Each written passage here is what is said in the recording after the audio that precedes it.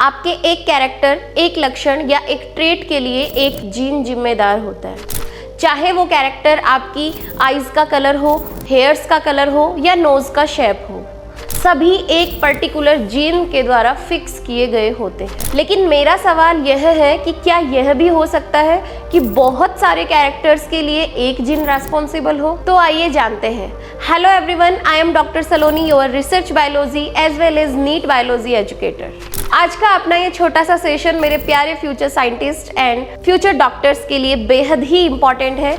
आइए friends, let's get started. आज तक हमने एक जीन को केवल इतना ही समझा था कि वो एक कैरेक्टर के लिए, एक ट्रेट के लिए रेस्पॉन्सिबल है, लेकिन जेनेटिक्स खुद कहती है कि एक जीन मल्टीपल कैरेक्टर्स को कंट्रोल कर सकता है। ऐसे जीन्स को प्लियोट्रॉपिक जीन्स कहा जाता है। कैसे वर्क करते हैं? आइए let's have some examples. You can see here, एक क्रोमोसोम पर एक जीन लोकेटेड है एंड यह जीन देखिए एक ट्रेट ए को भी कंट्रोल कर रहा है, ट्रेट बी को भी एंड ट्रेट सी को भी, यानी कि one gene multiple phenotypic expression, बहुत अलग अलग प्रकार के फिनोटाइप्स को प्रोड्यूस कर रहा है। इस टाइप के जीन्स को क्या कहा जाता है? प्लियोट्रॉपिक जीन, बहुरूपी जीन्स, जो अलग अलग रूपों में एक्सप्रेस होते हैं। तो आइए हम इसे एक जेनेटिक डिसऑर्डर फिनाइल कीटोन्यूरिया की हेल्प से समझते हैं। फिनाइल कीटोन्यूरिया एक जेनेटिक डिसऑर्डर है जो कि ह्यूमंस में होता है।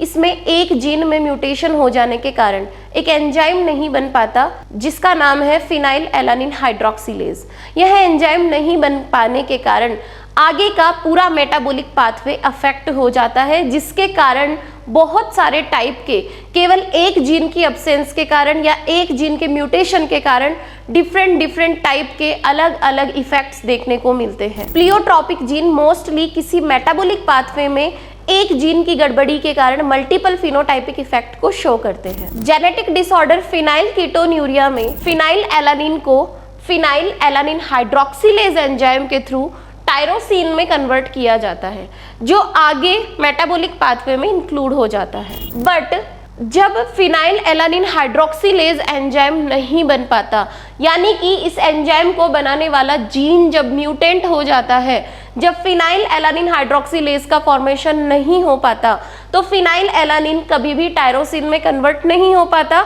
और आगे का मेटाबॉलिक पाथवे कंप्लीट नहीं हो पाता।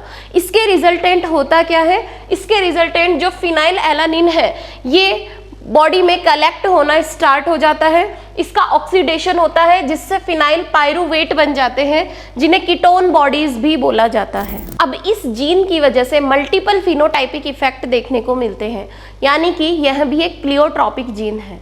कैसे?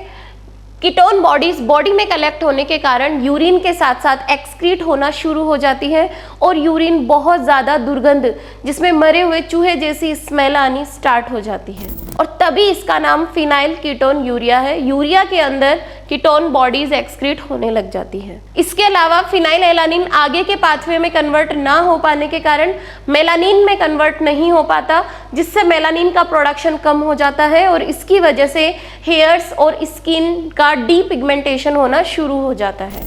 यह ketone bodies blood brain barrier को क्रॉस करके हमारे ब्रेन में पहुंच जाती है और वहां एक्यूमुलेट होना शुरू हो जाती है, जिससे मेंटल रिटार्डेशन जैसी कंडीशन आ जाती है। लेकिन क्या आप मुझे ये बता सकते हैं कि मेंडल के पी प्लांट में भी प्लियोट्रॉपिक जीन्स देखने को मिलते हैं जो बहुत सारे ट्रेट्स को एक साथ कंट्रोल करते हो? Drop your answer in comment box. So friends, if you like our effort and our content, be a part of our beautiful family. Thank you so much for watching and all the very best.